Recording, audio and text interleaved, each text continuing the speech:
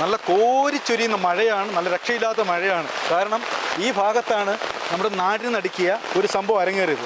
ഈ മരത്തിൽ ഏതോ ഒരാളെ, അത് ആണാന്നോ പെണ്ണാന്നോ പോലും അറിയാത്ത ഒരാളെ ചങ്ങലയിൽ ബന്ധിച്ച് ദേഹമാസകലം കുത്തി പരിക്കേൽപ്പിച്ച് മുഖത്ത് ആസിഡൊക്കെ വാരി ഒഴിച്ച് വികൃതമാക്കിയ ഒരു മൃതദേഹം ഒരു തമിഴൻ കണ്ടെത്തിയത് 2 ആഴ്ചയ്ക്ക് ശേഷമാണ്. അപ്പോഴത്തേക്കും മൃതദേഹത്തിൻ്റെ അവസ്ഥ നമുക്ക് പറയാനൊക്കത്തില്ല. പുഴുക്കളൊക്കെ വമിക്കുന്നുണ്ട്. ഇപ്പോഴും കണ്ടോ, പുഴുക്കളൊക്കെ അവിടെ ഇവിടെയൊക്കെ ഇങ്ങനെ വമിച്ചുകൊണ്ടിരിക്കുകയാണ്. അത്രയും ഭീകരമായിരുന്നു ഈ മൃതദേഹത്തിൻ്റെ അവസ്ഥ എന്ന് പറയുന്നത്. അത് കണ്ടത് ഈ തോട്ടത്തിൽ നിറച്ച് കാന്താരി മുളകളാണ് ഉള്ളത്. കാന്താരി മുളക് പറിക്കാൻ വന്ന ഒരു തമിഴിനാണ് ഈ മൃതദേഹം കണ്ടത്. അയാൾ ഇപ്പോഴും അബോധാവസ്ഥയിലാണെന്നാണ് പറയുന്നത്. എന്തായാലും ഭയങ്കര ഭീകരമായൊരു അവസ്ഥയാണ്. ചങ്ങല കൊണ്ട് ബന്ധിച്ച ആ മൃതദേഹത്തിന് എന്താണ് സംഭവിച്ചത്, ആരാണ് കൊന്നത്, ഒരു തെളിവുമില്ല.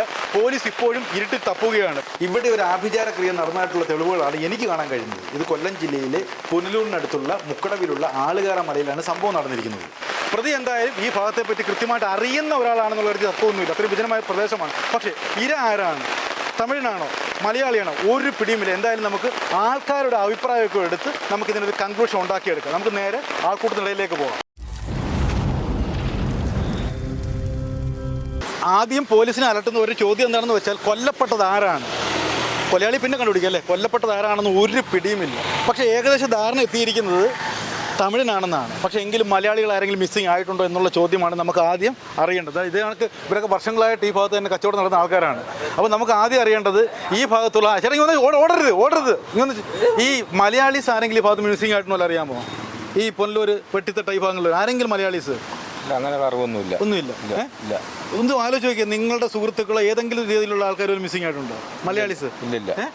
ഇല്ല. ഉണ്ടോ ചേട്ടാ? ചോദിക്കട്ടോ. അല്ല മിസ് എവിടെ തരണ? ഞാൻ തൃശ്ശൂർ. അപ്പോൾ ഈ ഭാഗത്ത് വലിയ ബന്ധമില്ല. വേറെ ഈ ഭാഗത്തുള്ള ആരുണ്ട്? എവിടെയാണ് സ്ഥലം? കോട്ടയാണ്. അപ്പോൾ എന്തായാലും ആരും പരിചയമുണ്ടോ? നിങ്ങൾ ബന്ധുക്കൾ വല്ല മിസ്സിംഗ് ആയിട്ടുണ്ടോ? ആരുമില്ല, പരിചയത്തിൽ പോലും ഇല്ല. മലയാളി മിസ്സിംഗ് ആയിട്ട് വല്ല അറിയാമോ ഈ ഭാഗത്ത് വല്ലതും? ഇപ്പോൾ ഒരു മാസം കണ്ട് മുമ്പ് അങ്ങോട്ട് സംഭവം നടന്നു പറഞ്ഞിട്ട് ഞാൻ കണ്ടിട്ടില്ല, പറഞ്ഞറിവേ ഉള്ളൂ. മലയാളി ആവാൻ സാധ്യതയില്ലെന്നാണ് പറയുന്നത് കൊല്ലപ്പെട്ട ആൾ അല്ലേ? ഏകദേശം ധാരണയിൽ നമുക്ക് അങ്ങനെ എത്താം. അപ്പോൾ എല്ലാം നമുക്ക് പറഞ്ഞേക്കുന്നത് എന്താ വെച്ചാൽ മലയാളി ആവാൻ സാധ്യതയില്ല. പിന്നെ ആരായിരിക്കും? ഒരു തമിഴനാവാൻ സാധ്യതയുണ്ട്. നമുക്ക് എന്തായാലും തമിഴ് കട കടന്ന് കുറേ ആൾക്കാരുണ്ട്, അവരോട് ചോദിക്കാം ഇനി തമിഴന്മാരാണോ മലയാളിയാണോ എന്നുള്ള ഒരു നിഗമനത്തിൽ നമുക്ക് എത്താം. കുറച്ച് തമിഴ് കട നമുക്ക് അപ്പുറത്തുണ്ട്, അങ്ങോട്ട് പോകാൻ തയ്യാറില്ല. ഇതാണ് ഒരു ലോറി താവളം. ഇവിടെ ഒരുപാട് ആൾക്കാർ തിങ്ങി സഞ്ചരിക്കുന്ന അല്ലെങ്കിൽ തിങ്ങി ജീവിക്കുന്ന ഒരു ലോറി താവളമാണ്. ഒരുപാട് ശബരിമല പോകാനും തിരിച്ച് തമിഴ്നാട്ടിൽ പോകാനൊക്കെ ആൾക്കാർ തമ്പടിക്കുന്ന സ്ഥലമാണ്. തമിഴരും മലയാളീസൊക്കെ മിക്സ് ചെയ്ത് ജീവിക്കുന്ന ഒരു സ്ഥലമാണ്. അണ്ണാ ഈ ഒരു സംഭവം ഭയങ്കരമായി ഞെട്ടിക്കുന്ന സംഭവമാണ്. ഇവിടെ തമിഴന്മാരും മലയാളീസൊക്കെ ഒരുപാടുണ്ടല്ലേ? നിങ്ങളുടെ കൂട്ടത്തിലുള്ള തമിഴന്മാർ ആരെങ്കിലും മിസ്സിങ് ആയിട്ടുണ്ടോ? ഒന്ന് ആലോചിച്ച് നോക്കിയേ. ഒന്ന് എഴുന്നേരിക്കും വാ. തമിഴ് അല്ല, എവിടെ തമിഴല്ലേ? എവിടെ സ്വദേശം? എവിടെ? ശങ്കരൻകോവിൽ. അപ്പോൾ പക്കാ തമിഴാണ്. അപ്പോൾ ഈ ഒരു പക്ഷേ ഒരു സമ്മൻസികളുടെ സംശയം, ആ മരിച്ച ആള് തമിഴനാണോ മലയാളിയാണോ? ഒരു ഊഹം പറ. മലയാളിയാണ്. തമിഴ്നാട്ടുകാരെല്ലാം തോന്നുന്നു. എനിക്ക് മനസ്സിൽ അങ്ങനെ തോന്നുന്നു. എനിക്ക് അറിയത്തില്ല. അപ്പോൾ എന്തായാലും ഇദ്ദേഹം പറഞ്ഞേക്കുന്നത് തമിഴനല്ല എന്ന് ഉറപ്പിച്ച് പറഞ്ഞേക്കുക. ചേച്ചിയുടെ അഭിപ്രായത്തിൽ മരിച്ചത് തമിഴനാണോ മലയാളി ആയിരിക്കുമോ? ഞാൻ അങ്ങനെ കണ്ടില്ല, ഫോട്ടോയ്ക്കകത്ത് കണ്ടതേ ഉള്ളല്ലോ. എന്നാലും ആണാന്നോ പെണ്ണാന്നോ പോലും അറിയത്തില്ല. അപ്പൊ പിന്നെ നമ്മളെ തീരുമാനമായി അറിയത്തില്ല എന്താണ് അത്. ഇവര് പോയി കണ്ടിട്ട് ആണാണോ പെണ്ണാണോ പോലും അറിയുന്നില്ല. അതിലാണ് എനിക്ക് മനസ്സ് പറയുന്നത് മരിച്ചത് ഇവിടെ തമിഴിനും മലയാളീസൊക്കെ മിക്സ് ആയിട്ടുള്ള സ്ഥലമാണല്ലേ? അപ്പൊ എനിക്കത് കൂടുതൽ മലയാളികളാവാനാണ് ചാൻസ്. എന്തായാലും നല്ല വൈരാഗ്യമുള്ളൊരു പണിയാണ് ചെയ്തേക്കുന്നത്. പിന്നെ കാരണം ഇത്രയും ക്രൂരമായിട്ട് ചങ്ങല കൊണ്ടൊക്കെ ഇടുവാന്നൊക്കെ പറഞ്ഞു കഴിഞ്ഞാൽ അല്ലെങ്കിൽ ഒരു വൈരാഗ്യം ഉണ്ടെങ്കിൽ 1-2 അടി അടിച്ചിട്ട് നീ അവിടെ അല്ലെങ്കിൽ അല്ലെങ്കിൽ അത് തീർന്ന്. പക്ഷെ ഇങ്ങനെ ക്രൂരമായിട്ടൊരു മനുഷ്യന്മാരും പോലും പോകാൻ പഠിക്കുന്ന ഒരു സ്ഥലത്ത് കൊണ്ടുപോയി ഇങ്ങനെ ചങ്ങല ബന്ധിപ്പിച്ചിടുവാന്നൊക്കെ പറഞ്ഞു കഴിഞ്ഞാൽ എത്ര മനസ്സുള്ള ഒരാളായിരിക്കും ആ ആള്. ക്രൂരമായ ഒരു കാര്യം നമുക്ക് ഉറപ്പിക്കാം, ഈ സ്ഥലത്തെ പറ്റിയുള്ള വ്യക്തമായ ധാരണയുള്ള ഒരാളാണ് കൊലയാളി. ഇവിടെ ഏറ്റവും അങ്ങനെ ആയിരിക്കും. കാരണം ആ സ്ഥലത്ത് അങ്ങനെ പോകത്തില്ല എന്നുള്ള അങ്ങനെ ആരും കണ്ടുപിടിക്കില്ല, അറിയായിരിക്കും. അല്ലെങ്കിൽ അത്രയും അതിനപ്പുറത്തിപ്പുറത്തൊക്കെ വെട്ടുള്ള സ്ഥലമാണ്. എന്നാ ആൾക്ക് വേണമെങ്കിൽ അടിച്ച് കൊന്നിട്ട് തോട്ടിലോട്ട് ഇട്ടൂടെ, ആറ്റിലിട്ടൂടെ. അവിടെ അങ്ങ് വിടാതെ അവിടെ തന്നെ കൊണ്ടുപോയിണ്ടെന്നുണ്ടെങ്കിൽ അതിന് എന്തെങ്കിലും ഇത് കാണുമായിരിക്കുമല്ലോ. നമുക്കറിയാം. ബോഡി കണ്ട ആളല്ലേ? കണ്ടല്ലേ? അപ്പൊ ബോഡി അത്രയും മൃഗീയമായിട്ട് ചങ്ങല കൊണ്ട് വരിഞ്ഞ് ഞാൻ പറഞ്ഞു ഞാൻ നേരെ കാവിന്റെ മുകളിൽ അവിടെ മുള പറിക്കാൻ പോകും. അങ്ങനെ കാന്താരി പിച്ചാൻ വേണ്ടി പോയ സമയത്ത് എന്ത് കണ്ട്? സപ്പോസ് ഞാൻ അങ്ങനെ കയറി ഇറങ്ങി പറിച്ച് വന്നപ്പോഴാണ് ഇങ്ങനെ തട്ടി അങ്ങ് പോരുന്നപ്പോഴാണ് ജഡം കാണുന്നത്. ഓടിയാണ് വന്ന് നോക്കുമ്പോൾ സംഗതി ആളാ. ഒറ്റയ്ക്കേ ഉള്ളൂ. കൂടെ കാണല്ലേ? മിക്കവാറും അവിടെ കയറി പോയി വരുന്ന ഏകദേശമായിട്ട് ഇങ്ങനെ വന്നുകൊണ്ടാണ് ഞാൻ ഇത് കണ്ടത്. ഇല്ല കാണത്തില്ല. ചങ്ങല കെട്ടിട്ടിരിക്കുകയാണ്. അപ്പൊ ഈ അണ്ണന്റെ പേരെന്ത്? സുരേഷ്. ഈ സുരേഷാണ് ആദ്യമായിട്ട് ആ മൃതദേഹം കാണുന്നത്. ആലോചിച്ച് നോക്ക്, ഒരു വന്യമായിട്ടുള്ള ഒരുപാട് കാട് നിറഞ്ഞ സ്ഥലത്ത് അത് കാണുമ്പോൾ അവസ്ഥ ഇതിലേക്ക് ഉറങ്ങിയായിരുന്നു അതിന് ശേഷം? 2 ദിവസമായിട്ട് ഉറക്കില്ല സാറേ, ഉറക്കമില്ല, കണ്ണിൽ തന്നെ എനിക്ക്. ആ ഭീകര രൂപം, ഇങ്ങനെ രൂപം ആദ്യമായിട്ട് കാണുമല്ലേ? വേറെ ഒരു ഭയങ്കര സംഭവമാണ്. അപ്പൊ രാത്രി പുറമെ 2 അടിച്ചിട്ട് കിടക്കുന്നത് ഇപ്പോൾ? അതുപോലും ഇല്ല, അതുപോലും ഇല്ല. സാറന്മാരുടെ തലവാടി വളരെ ഉപകാരം. അത്രേ ഉള്ളൂ. അപ്പൊ അടിച്ചിട്ടാണ് പുള്ളിക്കാരൻ കിടക്കുന്നത്. അത്ര നിവൃത്തിയുടെ അവസ്ഥയാണ്. ഇങ്ങനെ അവസ്ഥ ഒരു മനുഷ്യൻ ഉണ്ടാവരുത് അല്ലേ? എത്ര ഭീകരമായ രൂപം. എന്നാ പറയാൻ സാറേ, നമ്മൾ സമയ നേരം ഇവിടെ വന്ന് കാണാനുള്ള രീതി നമുക്ക് കിട്ടി, കണ്ടു. അപ്പൊ നിങ്ങളാണ് ഒന്നാം സാക്ഷി. സാറുമാർ എന്നെ കൊണ്ടുപോയി തെളിവെടുത്ത് എല്ലാം പറഞ്ഞ് പൊക്കളം പറഞ്ഞ് അങ്ങനെ വിട്ടു. ഓക്കെ, ആ മലയിലാണ്, എൻ്റെ അപ്പുറം കാണുന്ന ആ മലയിലാണ് സംഭവം നടന്നിരിക്കുന്നത്. ഇനിയിപ്പോൾ ഈ ഭാഗത്തൊന്നും യാതൊരു വീടും ഇല്ല, ഒന്നുമില്ല. അവസാനത്തെ ആൾതാമസമുള്ള പ്രദേശമാണ്. ഇവിടെ നിന്ന് കഴിഞ്ഞാൽ പിന്നെ യാതൊരാൾക്കും അങ്ങോട്ട് പോകാനുള്ള അക്സസ് ഇല്ല. അപ്പം നമുക്ക് എന്തായാലും ധൈര്യത്തെ ഇവരോട് ചോദിക്കും. ഈ കടയിലാണ് അവസാനത്തെ ആൾതാമസമുള്ള സ്ഥലം. ഞാൻ ചോദിക്കട്ടെ, കുഴപ്പമില്ല. ഈ അന്നേ ഈ സംഭവം നടക്കുന്ന സമയത്ത് ആകപ്പാടുള്ള ആൾതാമസമുള്ള പ്രദേശം ഇത് മാത്രമാണ്, പിന്നെ അങ്ങോട്ട് ഇങ്ങില്ല. നമ്മുടെ ഈ 2 കടയാണ് അതേ ഉള്ളൂ. പിന്നെ അങ്ങോട്ട് ഈ സംഭവം സാക്ഷികൾ ആരും ഇല്ല. അപ്പുറത്തൊരു വീടുണ്ട്. ആ വീടുണ്ട്. അത് അവര് അങ്ങനെ പുറത്തിറങ്ങാറില്ല. പിന്നെ ആ പുള്ളിക്കാരൻ ജോലിക്ക് പോകുന്നത്. അപ്പൊ ഈ ഒരു മാസത്തിനുള്ളിൽ യാതൊരു പരിചയമില്ലാത്ത ആൾക്കാരെല്ലാം കണ്ടിട്ടുണ്ടോ? പരിചയം ഒരു ബാഗൊക്കെ ചുമന്നുകൊണ്ട് വന്ന് അങ്ങനെ ആരെങ്കിലും കണ്ടിട്ടുണ്ടോ? ഇവിടെ പെൺപിള്ളേര് ആൺപിള്ളേര് പിന്നെ ഈ ദൂരയാത്രയ്ക്ക് വന്ന് വരുന്നവരൊക്കെ ഒരുപാട് പേര് ഇവിടെ ചായ കുടിക്കാനും വെള്ളം കുടിക്കാനും ഒക്കെ വരികയും പോവുകയും ചെയ്യുന്നുണ്ട്. നമ്മൾ ആരെ ശ്രദ്ധയിൽ നമ്മൾ പെടുത്തി കണ്ടിട്ടില്ല. കാരണം ഈ വരുന്നവരെന്തിന് വരുന്നു എന്നുള്ളത് നമ്മൾ അറിയുന്നില്ല. അല്ല, അങ്ങോട്ട് കയറി പോകുന്ന കാഴ്ച ഇതുവരെയും കണ്ടിട്ടില്ല. കാരണം അവിടെ ഒരു ഗേറ്റ് ഇട്ടിട്ടുണ്ട്. പിന്നെ ഉണ്ടെന്നുണ്ടെങ്കിൽ ആ ഒരു കെട്ടിടമാണ്. ആ കെട്ടിടത്തിന്റെ അങ്ങോട്ടുള്ള ഒരു വഴി ഇപ്പോഴാണ് അവർ തെളിച്ചത്.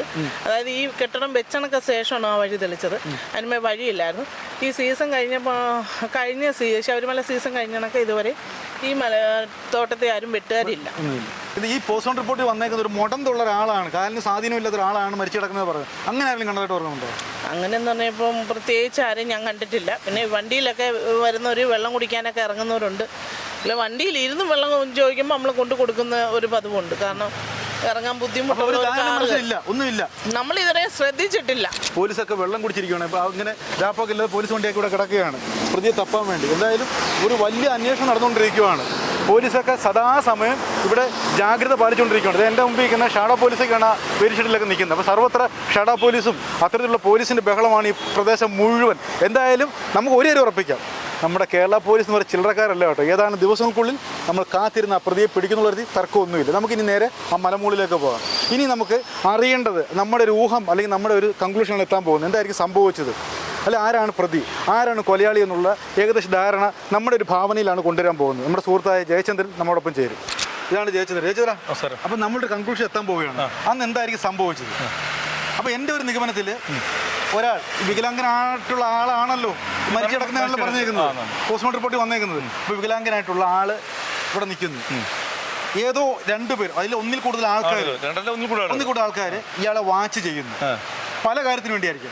ഒന്നി പണത്തിനാവാം, ആഭിചാര കർമ്മത്തിനാവാം, അല്ലെങ്കിൽ പെണ്ണ് കേസാവാം. അല്ലെ, ഇത് 3-ലായിരിക്കും നമുക്കൊരു കൺക്ലൂഷൻ എത്താം. പെണ്ണ് കേസ്, പണം, ആഭിചാരം. ഈ 3 കാര്യത്തിനും വേണ്ടി ഇവര് ഇയാളെ കുറെ ദിവസം കൊണ്ട് വാച്ച് ചെയ്യുന്നു.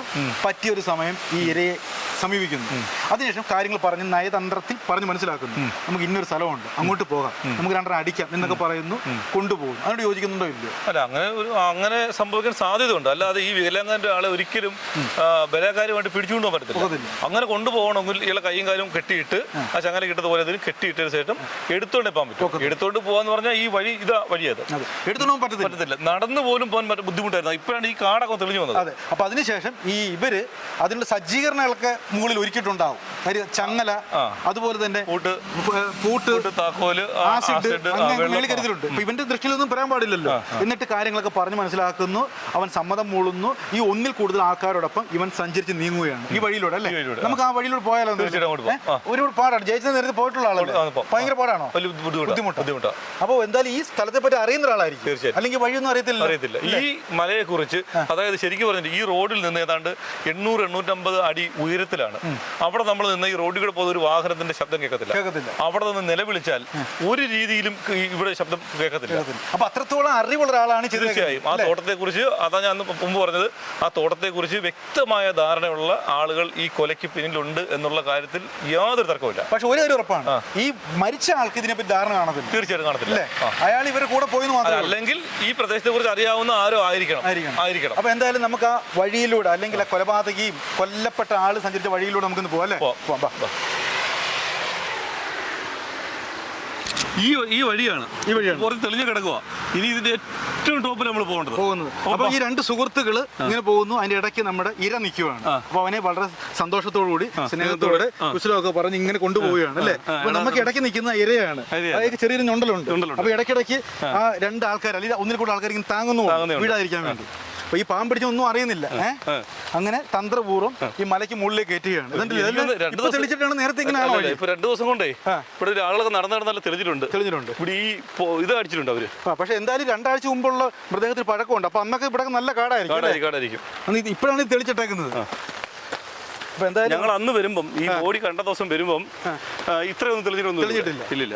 എന്തായാലും നോക്ക്, നല്ല കുത്തുമലയാണ് കേട്ടോ. പിന്നെ അങ്ങോട്ടും ഇങ്ങോട്ട് തെറ്റിപ്പോയി താഴെ കൊക്കയിലേക്ക് വീഴും. അമ്മാതിരി കയറ്റമാണല്ലേ ഈ കാണുന്ന നമ്മുടെ കലയുടെ താഴെ കാണുന്നത്. ഫസ്റ്റ് അപ്പോൾ അത്രത്തോളം ദുർഘടമായ വഴിയിലൂടെ ഞാൻ നമ്മുടെ സുഹൃത്തുക്കൾ സഞ്ചരിക്കുകയാണ്. നമ്മൾ ഇത്രയും കയറിയപ്പോൾ തന്നെ നന്നായിട്ട് കിതയ്ക്കുന്നുണ്ട് അല്ലേ? അത്രയും ഹൈറ്റ് ആണിത്. അപ്പോൾ ഇയാളുടെ അവസ്ഥ ആലോചിച്ച് കാല് പോലും വയ്യാത്ത ഒരാൾ എങ്ങനെ കയറി കാണും? ഇവർ താങ്ങി പിടിച്ച് കാണും. തീർച്ചയായിട്ടും ഉറപ്പായിട്ട് പിടിച്ച് കാണും. അപ്പം ഇനി ഇവിടെ നമുക്ക് അങ്ങുണ്ടോ മേളിൽ പോകണം. അപ്പോൾ നമ്മൾ റബ്ബർ തോട്ടത്തിലെത്തി അല്ലേ? തോട്ടത്തിലെത്തി. ഇവിടെയാണ് ഡെഡ് ബോഡി മറ്റേ അയാൾ കാണുന്നത്, തമിഴൻ കാണുന്നത്. ഇവിടെ നിന്നല്ല, മേളി ഇനിയും പോകണം. ഓക്കെ ജയ, ഇതാണ് നമ്മുടെ കേസിലെ ടേണിംഗ് പോയിന്റ്, കാന്താരി അല്ലേ? അണ്ണാച്ചിയില്ലയോ? സുരേഷ് അണ്ണാച്ചി വന്ന് ഈ കാന്താരി പറിക്കാൻ വന്നു. ഈ തോട്ടത്തിലുണ്ട് ഒരുപാട് സ്ഥലങ്ങളുണ്ട്. ഒത്തിരി വലുതാണ് സാധനം. അപ്പൊ ഇനി ഇവിടുന്ന് അങ്ങോട്ട് പോകാം. അപ്പൊ ശരിക്കും പറഞ്ഞാൽ ഇതാണ് കേസിൽ നിർണായകമായിട്ടുള്ള പിടിവള്ളിയായിട്ട് മാറിയത്. ഈ തോട്ടത്തിൽ കാന്താരി ഇല്ലായിരുന്നെങ്കിൽ ഇപ്പോഴും മൃതദേഹം അവിടെ ആരും അറിയാതെ കിടന്നല്ലേ? സത്യം, കറക്റ്റാ. നിന്റെ നിഗമനം കറക്റ്റാ. കാരണം ഈ കാന്താരി പറിക്കാൻ ആ പാമ്പ് പിടിച്ച അണ്ണാച്ചി ഇവിടെ വന്നില്ലായിരുന്നെങ്കിൽ ഇപ്പോഴും കിടന്നേനെ. അവിടെ നിൽപ്പുണ്ട് കാന്താരി. ഈ തോട്ടത്തിൽ നിറച്ച് കാന്താരി മുളക് അല്ലേ? ഉണ്ട്. ഉപയോഗിക്കാതെ കിടക്കുന്ന ഒരു തോട്ടമാണ്. ഇത് വെട്ടുന്നില്ല. ഇത് വെട്ടുന്നുണ്ട്. ഈ തോട്ടം വെട്ടുന്നുണ്ട്. മേളി സംഭവം നടന്ന തോട്ടം വെട്ടുന്നില്ല. അതിപ്പോ കയറുമ്പോൾ കാണാം. ഓക്കെ, ഇവിടെ ഇതെല്ലാം കാടൊക്കെ അടിച്ച് വിഷമൊക്കെ അടിച്ച് അല്ലെ കരിച്ചൊക്കെ ഇട്ടേക്കുവാ. എത്ര ക്രൈം ആയാലും ഒരിക്കൽ പിടിക്കപ്പെടും എന്നുള്ള ഒരു ഉറപ്പല്ലേ? ഉറപ്പ്. അതാണോ ഇവിടെ പോയിട്ട് കാന്താരി ഉണ്ട്. അപ്പൊ ഈ തോട്ടം നിറച്ച് കാന്താരിയാണല്ലോ ഇത്. ഇതുണ്ടോ? ഇത് വന്ന് നമ്മുടെ വീട്ടിൽ പോലും നട്ട് കഴിഞ്ഞ് ഇത്രയും ഗംഭീരമായിട്ട് കളിക്കത്തില്ല അല്ലേ? കാട്ടി കണ്ട് നല്ല അടിപൊളി സാധനം അല്ലേ? ഇത് പിച്ചാൻ വേണ്ടിയാണ് അന്ന് തമിഴൻ വേണ്ടി ഇവിടെ കയറി വന്നത്. ഓക്കെ, ഇനിയുണ്ട് ഒരുപാട് സഞ്ചരിക്കും. ഇനി കുറെ ദൂരം ഉണ്ടോ? ഇവിടെ എത്താറല്ലേ? ഈ തോട്ടം കണ്ടോ? ഇവിടെ ഏകദേശം തെളിഞ്ഞു കിടക്കുവാ. ഇതാണ് ഇതിനകത്തുണ്ടോ വെട്ടിയിട്ടേ ഇല്ല. വർഷങ്ങളായി ഇത് വെട്ടിയിട്ട്. ഈ തോട്ടത്തിൽ വെട്ട് നടന്നിട്ടില്ല. വർഷങ്ങളായിട്ട് ഇങ്ങനെ തരിശായിട്ടല്ല ഉപയോഗിക്കാൻ കിടക്കുന്ന റബ്ബർ തോട്ടമാണ്. അതുകൊണ്ട് മനുഷ്യ സാന്നിധ്യം ഇവിടെ തീരെ കുറവാണ്. ആരും വെറുതെ ഇല്ല. അപ്പൊ ജയചന്ദ്ര, അപ്പൊ നമ്മുടെ ഇര നമ്മുടെ കൂടെ തന്നെ ഉണ്ട്. അപ്പൊ അയാൾ നന്നായിട്ട് ക്ഷീണിച്ചു. അപ്പൊ എവിടെ ഇരിക്കാനൊക്കെ പറഞ്ഞപ്പോൾ ഇവർ സമ്മതിക്കുന്നില്ല. രണ്ടര അടിക്കടാ എന്നൊക്കെ പറഞ്ഞിട്ട് ഇവിടെ കൊണ്ടുവന്നു. അപ്പൊ അയാൾ ഉള്ളി ആലോചിച്ചു, അയാളുടെ ധൈര്യം നോക്ക് അല്ലേ? ആ ഭാഗത്തെ പറ്റി അറിയാത്തവരോളെ ഇവിടെ കൊണ്ടുവരും, മറ്റവർക്ക് അറിയുകയും ചെയ്യും. ഈ തോട്ടമുണ്ട്. താഴെ വണ്ടി സൗണ്ട് കേൾക്കുന്നുണ്ടോ? ഒന്നും കേൾക്കുന്നില്ല. ഒരു മനുഷ്യന് മാജാതിയില്ല അല്ലേ? ഒരാളും ഇല്ല. കണ്ടോ? ഒരു ശബ്ദവും കേൾക്കത്തില്ല. ഇതിന് മേപ്പോട്ട് ഒരു കാവുണ്ടെന്നാ പറയുന്നത്. അത് കിലോമീറ്റർ കയറി പോകണം. കറക്റ്റ് ലൊക്കേഷൻ ഇനി ഉണ്ടോ? ഇനി ഇപ്പോൾ കാണിച്ചു തരാം. ഇനി ഈ സംഭവം നടക്കുന്നത് ഇവിടെ കെട്ടിയെടുക്കുന്നുണ്ടോ? അയ്യോ, ഇവിടെയാണ് ഭയാനകമായിട്ടുള്ള. ജയചന്ദ്ര, ഞാൻ ചിന്തിക്കുന്നതേ ആ തമിഴിന്റെ ആ ഒരു അവസ്ഥ ആലോചിച്ച് സത്യം പറഞ്ഞാൽ ഇപ്പോഴും ഉറങ്ങിയിട്ടില്ലെന്ന് പറയുന്നത്. ആ മരം കണ്ടോ? ഇവിടുന്ന് അങ്ങോട്ട് 3ാമത്തെ മരം കണ്ടോ?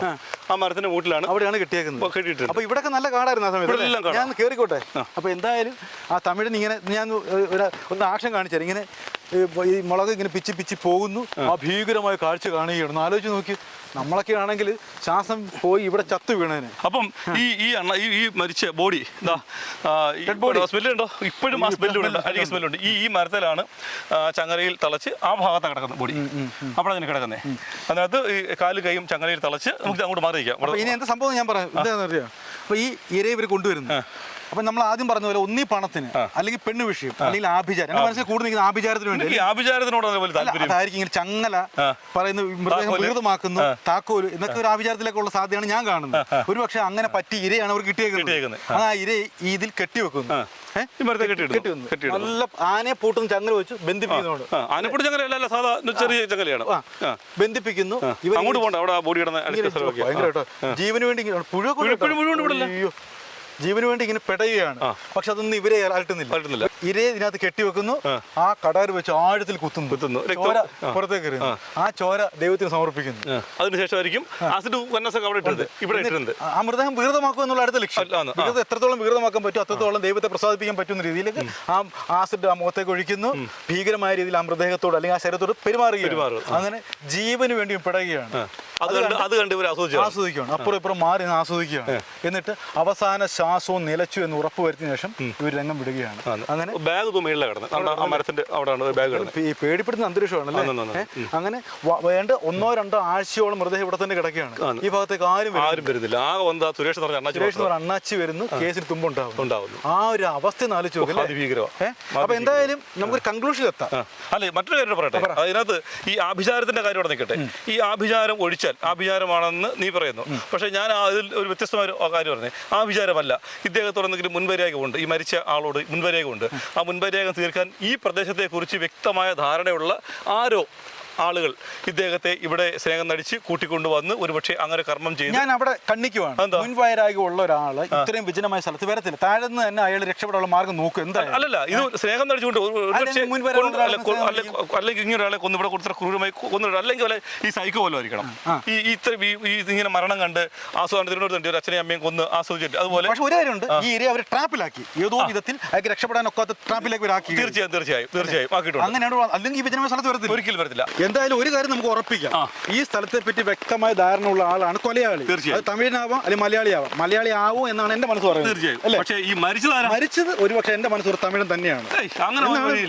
ഒരിക്കലും ഇല്ല എന്ന് എന്റെ അന്വേഷണത്തിൽ തെളിയട്ടെ. തെളിയല്ലോ, എത്രയൊക്കെ മൂടി വെക്കപ്പെട്ടാലും സത്യം തെളിയല്ലോ. പ്രത്യേകിച്ച് പുതിയ പോലീസ് ഒരുപാട് കേസ് ചെയ്യാൻ സമയത്ത് തെളിയിച്ചിട്ടുണ്ട്.